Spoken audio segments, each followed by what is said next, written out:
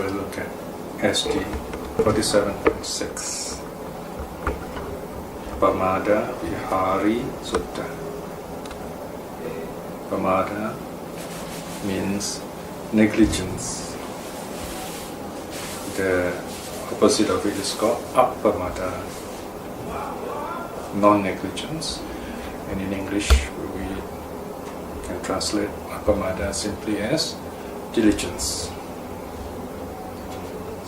Vihari, it comes from similar to the word vihara, meaning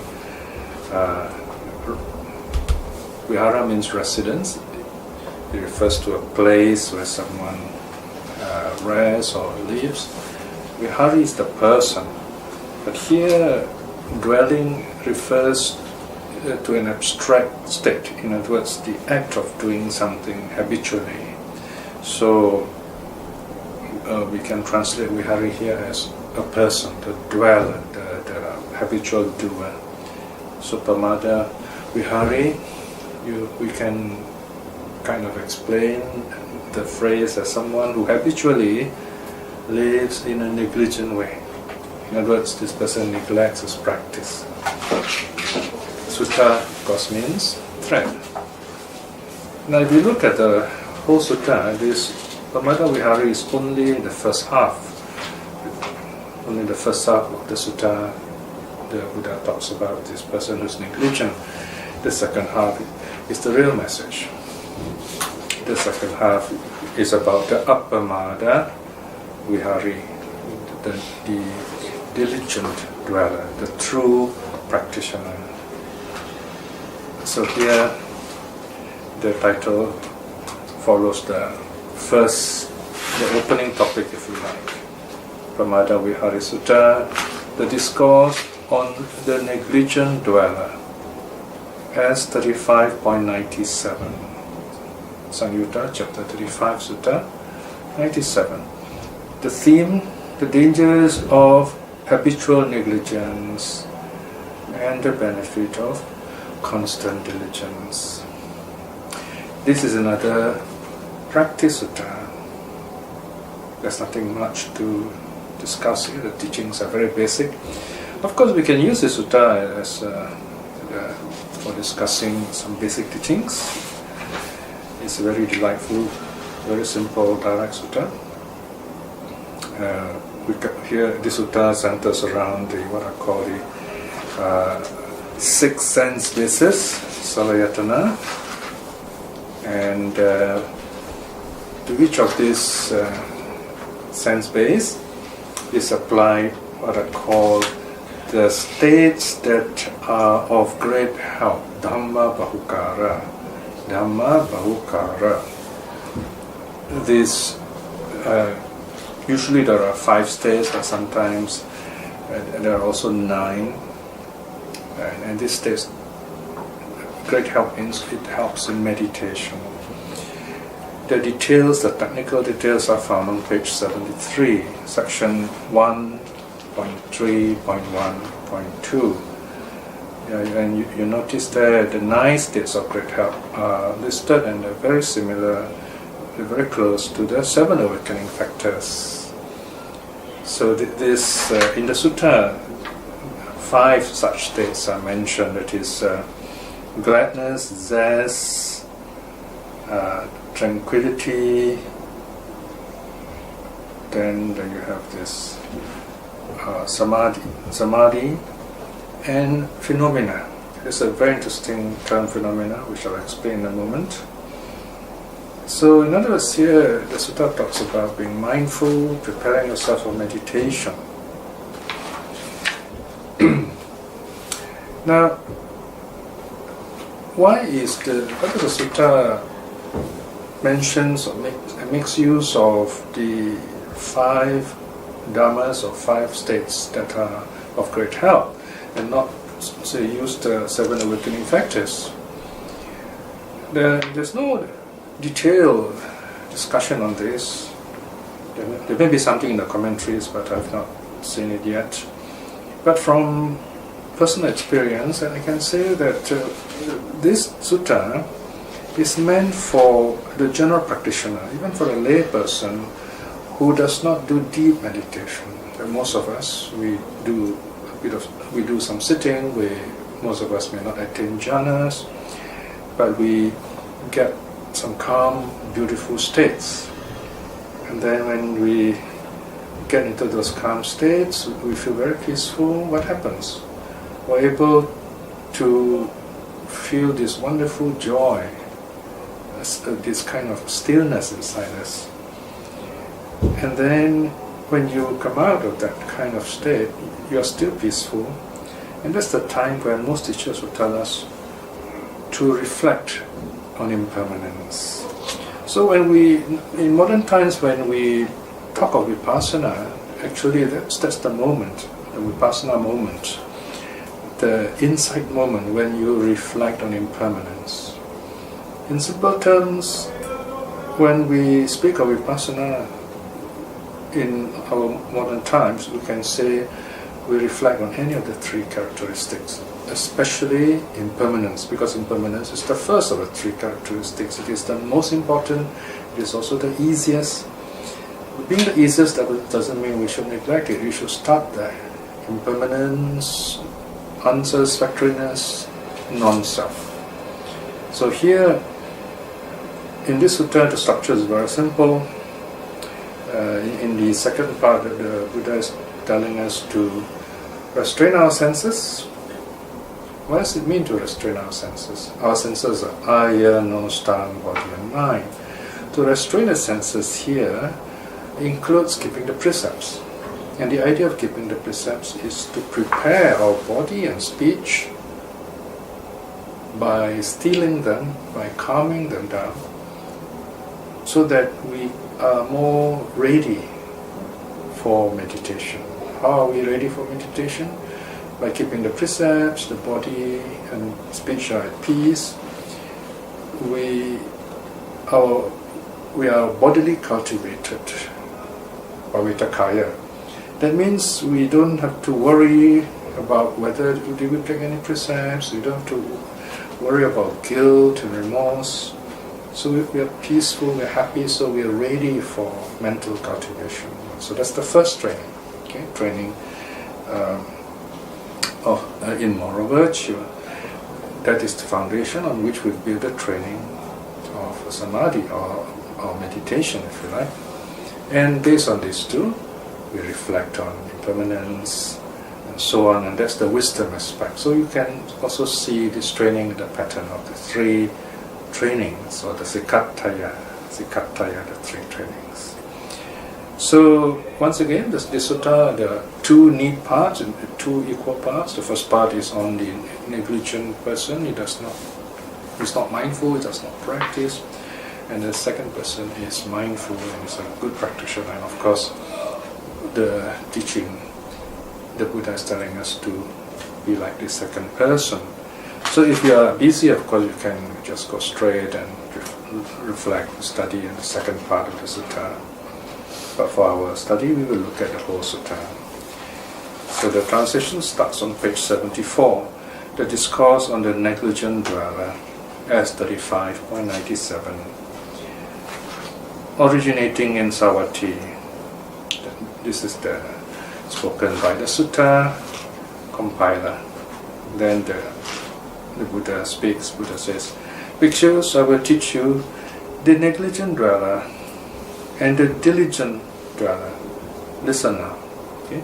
So here we see the Buddha speaking unprompted to an audience. Obviously there are monks there, maybe there are nuns too, certainly there are some lay people there, laymen, laywomen, maybe also non-Buddhist person. So here no prominent names are given, and no famous monks or nuns or laymen or laywomen.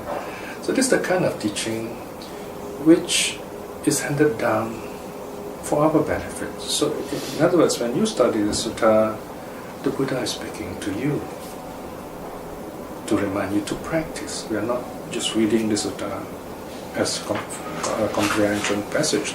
We're not reading this just to understand it. That's not enough.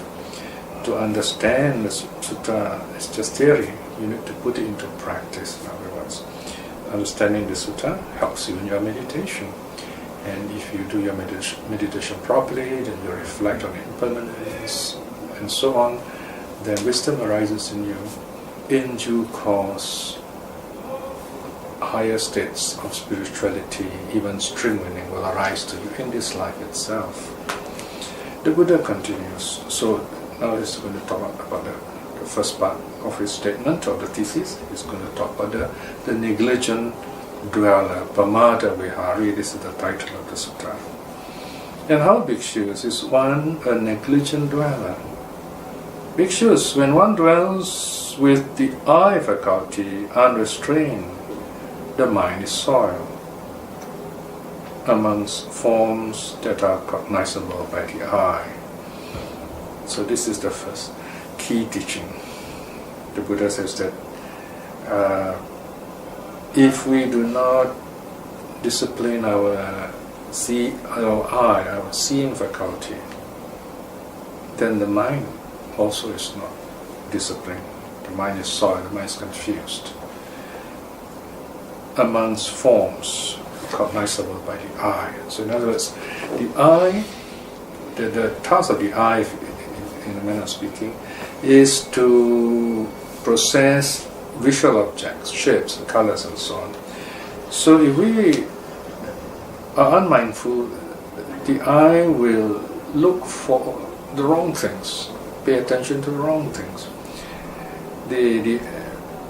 When you say the eye here, we're talking about the mind behind the eye, the mind processing whatever is experienced through vision. Of course, when you say the mind again, it is you or I or we. We think that whatever we are experiencing before us are permanent. What does it mean we are deluded by the misunderstanding that what we experience before us is permanent? We see it as pleasurable because in the past we have experienced similar experience, so now we see it as pleasurable. We say, wow, this is good, I want this. When you say, I want this, you have this delusion that it is something permanent, something you can have. This verb have is very interesting in English. To have means it's not really yours. It's out there, but you want it. And that relationship is said to be to have. So to have means you never really own it. You can only use it temporarily. But we have this false notion, this wrong notion that this is something we can keep on having, and we want to keep on having it. But because it is not permanent, we can't get it. And when we cannot get it, that is suffering, dukkha. So there's a second universal characteristic. You just can't get it. You can't get it. There's two senses here. One is you don't understand what's going on, and the other is you do not benefit from this wanting. It causes pain. On a simple note, we can say it causes pain because we are not really enjoying the moment. We are just gathering, collecting, grasping, but we are not enjoying it. So because of that, we're just toiling and suffering. And all this is happening because there's no essence behind all this. There's nothing you can say, this is pleasurable, this part or that part. Which part of the visual process is pleasurable? None of it. We have to take it as a whole. When we say we take it as a whole, it means everything is changing. So that is the third universal characteristic, non-self. So you can see beautifully how the three characteristics flow from one into another, starting with impermanence. So it's good to reflect on this very wonderful teaching on the three characteristics. Yeah? So here the negligent dweller does not restrain the vision, his eye, so his mind gets confused in that way. Now the Buddha elaborates what happens. This is the essence of Buddhist psychology. For that mind is soil, right? the mind is messed up, confused, loses its energy because it's misdirected and it is scattered all over. For that mind is soil. There is no gladness. The mind is soil, meaning what? It's running here, running there, trying to grasp at all these things that it sees as desirable. So there is no gladness. Because what? Maybe there is fear, the fear of not getting it, or frustration of not getting it, and so there is no gladness. When there is no gladness, there is no zest. Now here we see dependent arising, one leading to the next. Proximate causes, A leading to B, leading to C, and so on. No gladness. When there is no gladness, there is no zest. Right? Gladness is a simple feeling of joy, looking at something, and you feel peaceful. You look at the Buddha image, you sit peacefully, you feel very peaceful. This is someone meditating, you feel very peaceful. It's a kind of preliminary joy. And as you sustain it, it becomes more intense. It's called zest, piti. Piti is a very exuberant, wonderful, but quite exciting joy, if you like. It's quite active, you know. But here there's no zest. So when there's no zest, there's no tranquility. There is no settling of the zest so that you become more peaceful.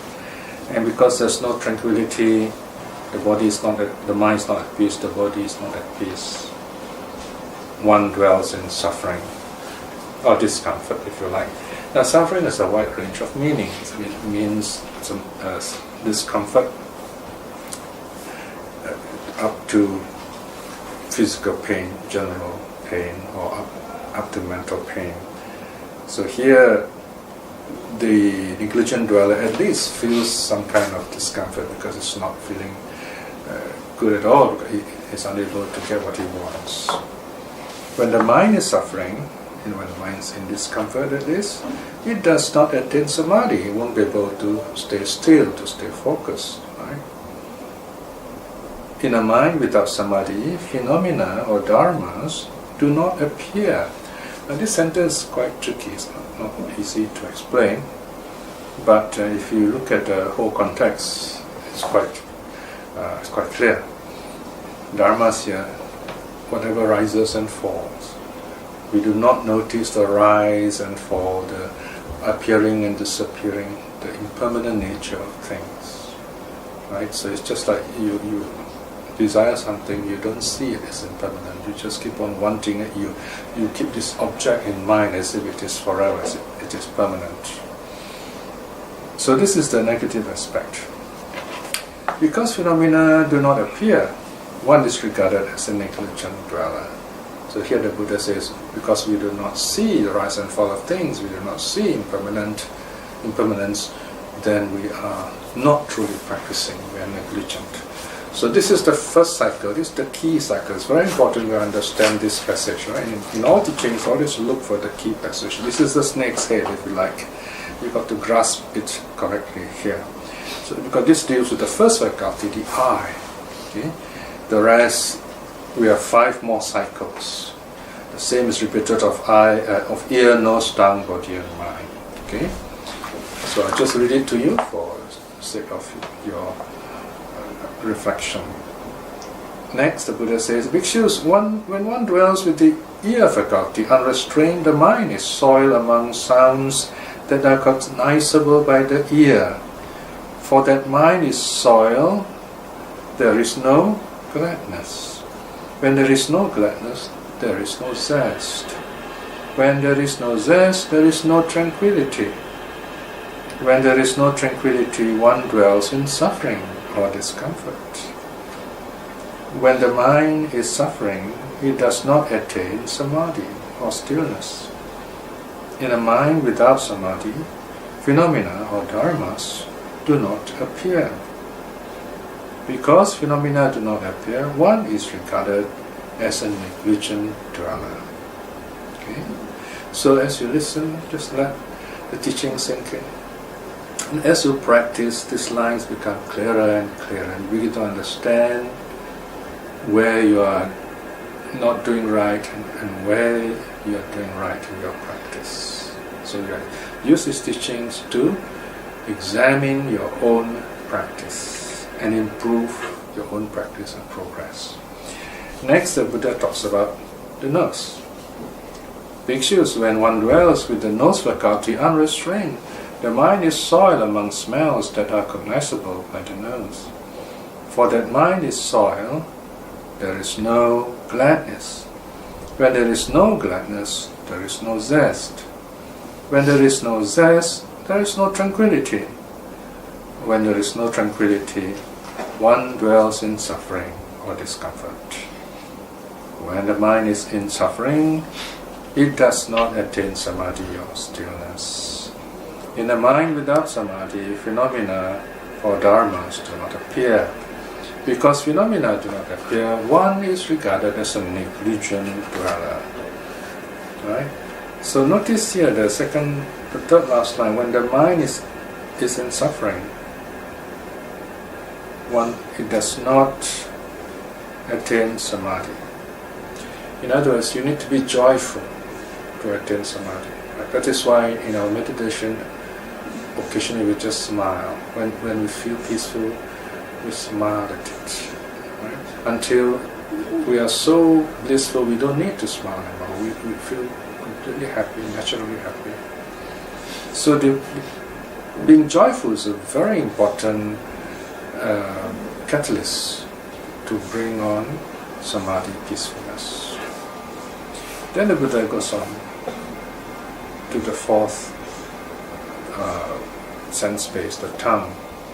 Bhikshus, when one dwells with the tongue faculty unrestrained, the mind is soiled amongst tastes that is cognizable by the tongue.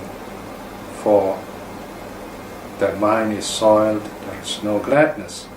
When there is no gladness, there is no zest. When there is no zest, there is no tranquility. When there is no tranquility, one dwells in suffering or discomfort. When the mind is suffering, it does not attain samadhi or stillness. In a mind without samadhi, phenomena or dharmas do not appear. Because phenomena do not appear, one is regarded as a negligent dweller. And the same thing is said of the body and mind. Okay? And we don't have to read this completely because this is the negative aspect. We focus on the positive cycle. So the section on the negligent dweller is finished. Now section 11 onwards, the Buddha talks about the diligent dweller, and this is what we should study very carefully. And how Bhikshus is one, a diligent dweller, Pamada Vihari. When one dwells with the eye faculty restrained, the mind is unsoiled amongst forms that are cognizable by the eye.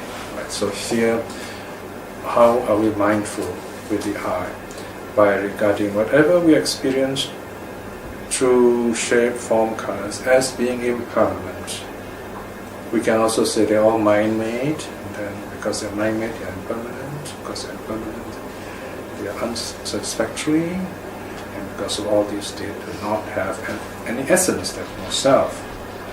So, no matter what form we see, they're all impermanent. Now, when we do this, then you get the benefits one by one. For when that mind is unsoiled, gladness arises. Right? So when we are undistracted, when we simply see whatever appears before us as impermanent, a sense of joy arises. Why joy? Because we don't have to process this sense data. We don't have to struggle with them. We don't have to run after them. It's a sense of good feeling, gladness. When there is gladness, zest arises. Right? In other words, you sustain the gladness, it becomes zest, joyful interest. When there is zest, tranquility arises. When there is tranquility, one dwells happily, or one dwells in comfort. You feel very nice and comfortable, you can go on sitting, you don't feel pain. And no bodily pain, definitely. When the mind is happy, it attains samadhi, or mental stillness. in a mind with samadhi, phenomena or dharmas arises. Right? So, of course, your mind may, two possibilities. One is your mind is really peaceful and calm, very joyful. You don't notice anything there of impermanence. You just enjoy that peacefulness. But that part is not mentioned so much. So this is what I mean, the two kinds of approaches here, where some liberating factors are not mentioned. Here, it's a simpler practice where we come out of that peacefulness and then we reflect on the impermanence. That's when the dharmas arise, because we are able to understand impermanence better that way. Okay? So in this case, of course, we reflect on whatever we see as being impermanent. Then, because phenomena do arise, one is regarded as a diligent dweller. So if you reflect on impermanence, you experience impermanence, you are diligent. So diligent here is not just doing things, that's ritual. Diligence means you do it according to the teachings, according to the Dharma, and you experience that feeling of true reality, that is impermanence. Next, the Buddha talks about ear faculty. Bhikshu, when one dwells with the ear faculty restrained, the mind is unsoiled among sounds that are cognizable by the ear. So the meditator is not troubled by sound either.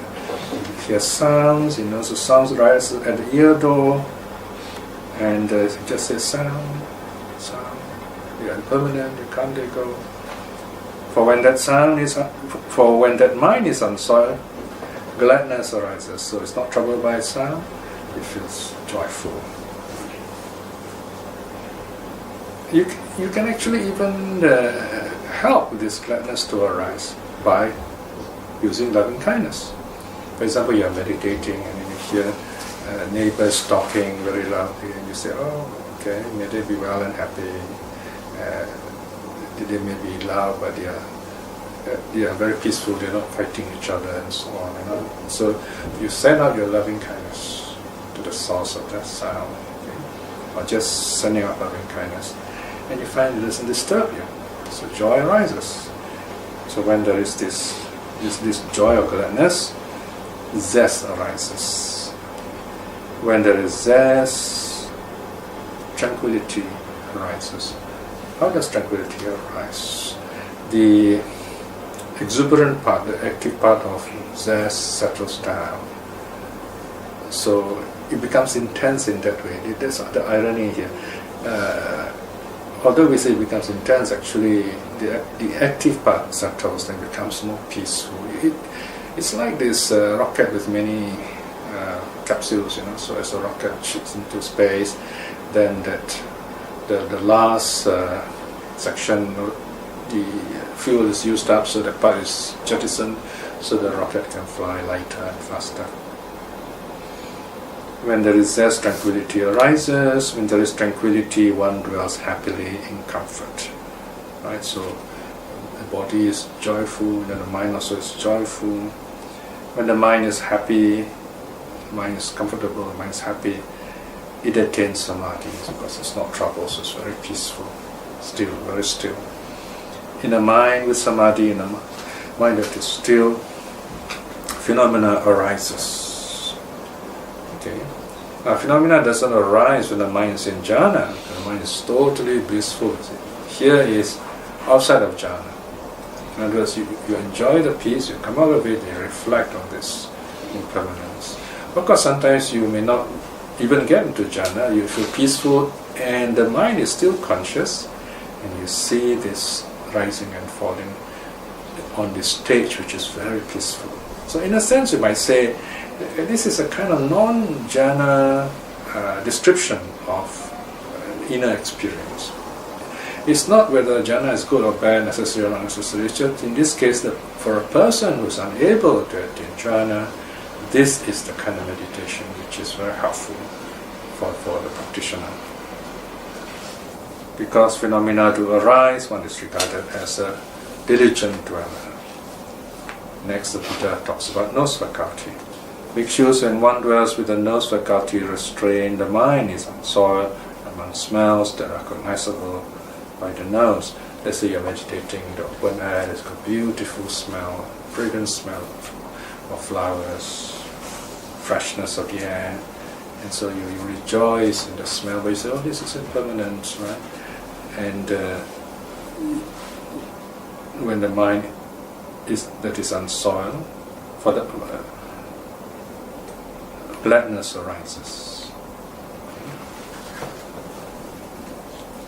It's a slight correction. When there is gladness, zest arises. When there is zest, tranquility arises. When there is tranquility, one dwells happily in comfort. When the mind is happy, it attains samadhi or stillness. In a mind with samadhi, phenomena or dharmas arise. Because phenomena do arise, one is regarded as a diligent dweller. So here, dweller means habitual practice, one who habitually practices. Next, the Buddha talks about the tongue faculty. This means when we are taking food, for example, or drinking water, or tasting anything. Bhikshus, when one dwells with the tongue faculty restrained, the mind is unsoiled among tastes that are cognizable by the tongue.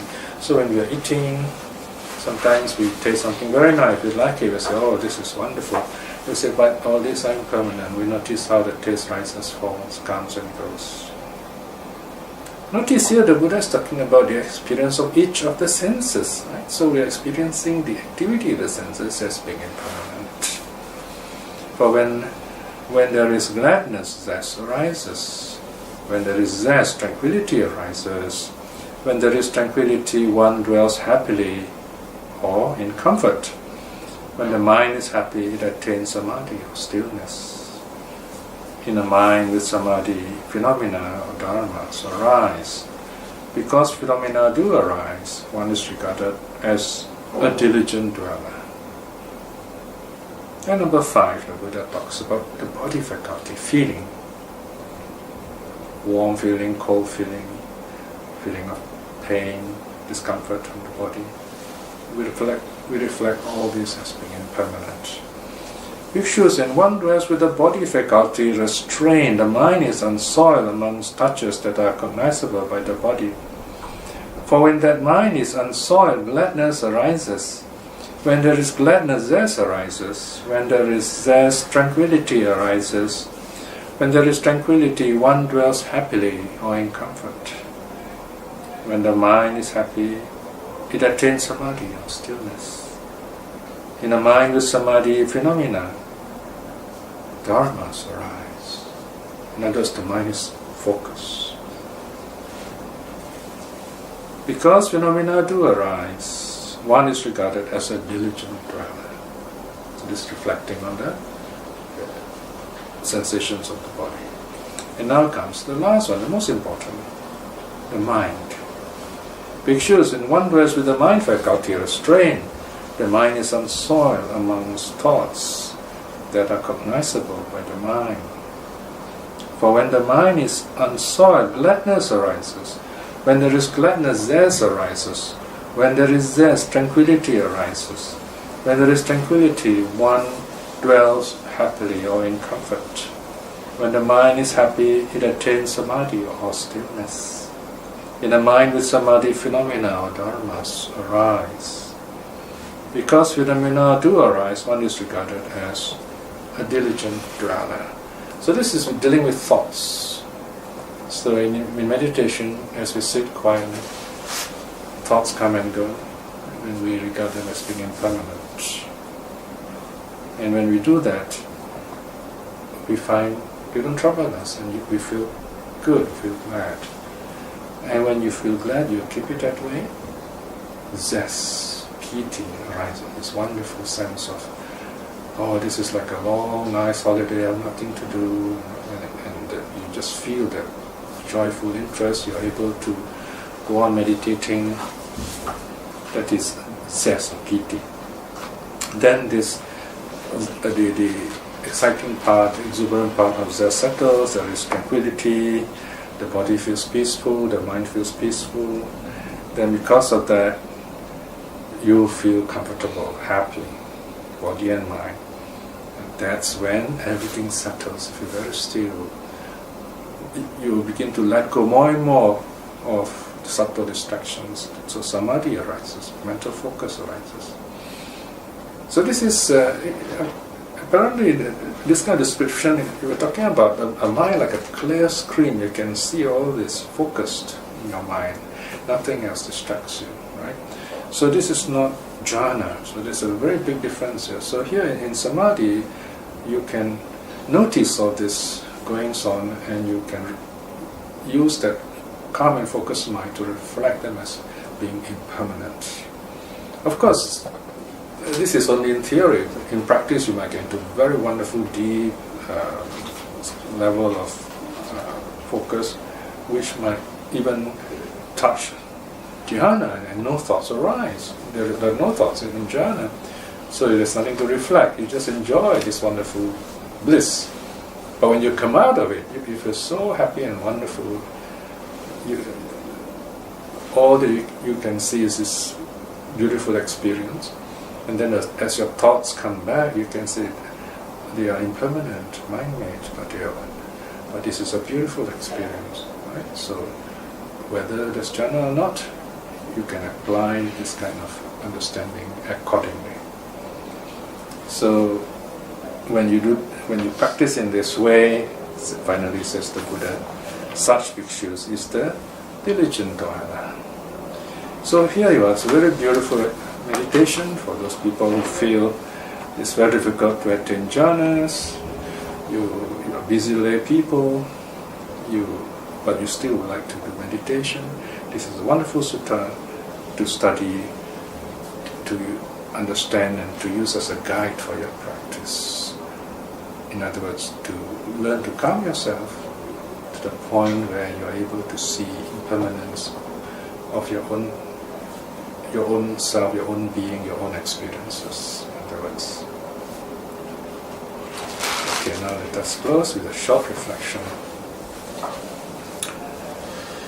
As long as we look into the sutras, we will see the Buddha's wisdom talking to us through the thousands of years, and the wisdom is still clear and effective and efficacious. The efficacy comes when we put it into practice, not just studying for the sake of understanding only, but with that understanding to put it into practice. In other words, to internalize these teachings, to be Dharma bearers. We carry the Dharma inside us, so to speak. We become the Dharma, so to speak. Reflecting in this way is wonderful good karma. By the goodness, by the power of such wonderful good karma, may we be blessed with courage and wisdom to aspire to attain stream winning in this life itself at least. By the same token, through the power of the three jewels and all the various good things we have done, let us send out our loving kindness to our loved ones and those who have been kind to us in different ways, and to those who are practicing the Dharma, and to our loved ones. May they be well, may they be happy. And also, let us send out our loving kindness to those who are struggling to know the Dharma, or those whom the Dharma has not touched, or who have difficulties with the Dharma. May they too understand the Dharma and see the Dharma in this life itself. May all beings be well and happy. Sadhu, sadhu, sadhu.